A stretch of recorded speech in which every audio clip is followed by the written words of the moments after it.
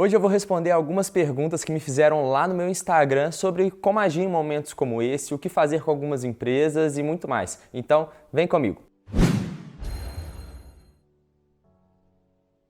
Fala galera, beleza? Ontem eu abri uma caixinha de perguntas lá no meu Instagram, tirando algumas dúvidas sobre o momento que a gente está vivendo e tiveram algumas perguntas que eu achei interessante que valeria também a pena trazer aqui para o YouTube. E é bom também que nesse período de quarentena, todo mundo em casa, eu achei que eu poderia fazer algo de útil, gravar mais conteúdos por aqui. Vocês devem ter percebido que a frequência de vídeos aqui no canal está sendo maior do que o normal. É bom que faz alguma coisa de útil nesse período de quarentena e também a gente passa por essa crise junto, né? Porque é uma coisa que a gente nunca viu antes, nem em 2008 foi tão grave assim, uma queda tão rápida, então é bom que a gente vai se adaptando e aprendendo cada vez mais nesse período de crise, beleza? Então já deixa seu like aqui embaixo que eu vou responder algumas perguntas lá do Instagram e se você é novo por aqui também se inscreve no canal, me segue lá no Instagram que de vez em quando eu vou trazer mais algumas perguntas aqui para responder também, beleza? Bora pro vídeo. A primeira pergunta que me fizeram foi a seguinte: meus investimentos na bolsa desvalorizaram muito com a crise do coronavírus. O que fazer? Bom, primeiro de tudo, em momentos como esse, a primeira coisa é não desesperar.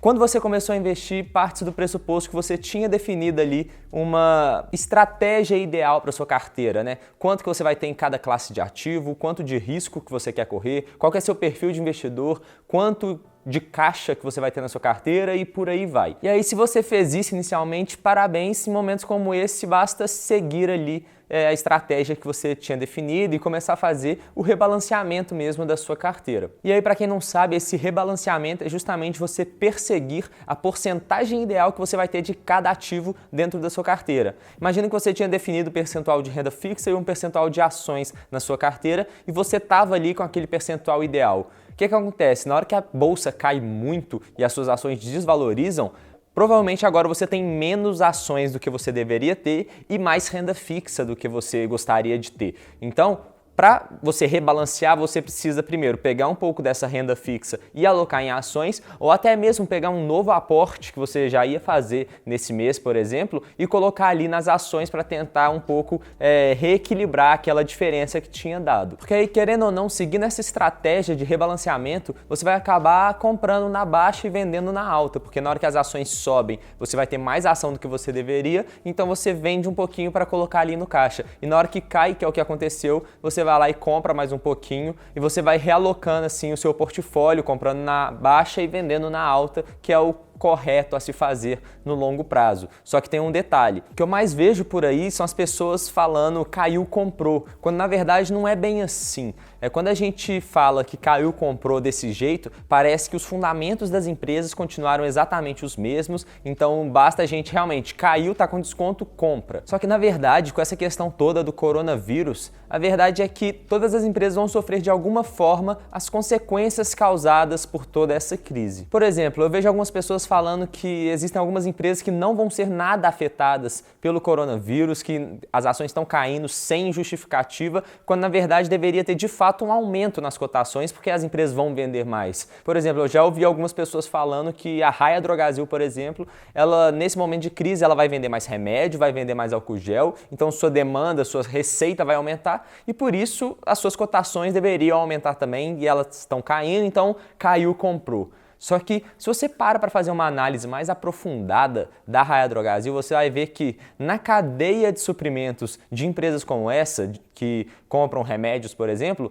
lá atrás na cadeia de suprimento, na fabricação do remédio, a gente vai ver que cerca de 40%, 45% das matérias-primas, dos insumos que são usados para produzir esses remédios, vem lá da China. E a China ficou parada mais de um mês, quase 2 meses, se não me engano. Começou a voltar agora, só que a gente ainda vai sofrer o efeito dessa parada da China e provavelmente pode acontecer de empresas como a Raia e qualquer outra farmacêutica ficar sem oferta, né? Porque não vai ter remédio, porque não tem a matéria-prima para produzir aquele remédio. Então, por mais que a princípio possa parecer que vai ter um aumento de demanda, que a empresa vai vender mais, na verdade o problema está do outro lado, está na oferta. Então a gente precisa saber exatamente o que acontece com cada uma das empresas para medir de fato qual que é o impacto do coronavírus nos resultados dela. E aí que todas as empresas vão ser impactadas de alguma forma, mais ou menos pelo coronavírus, eu não tenho dúvidas. O que falta é a gente saber se a queda nas ações é justificada com uma queda nos fundamentos proporcional a essa queda nas ações,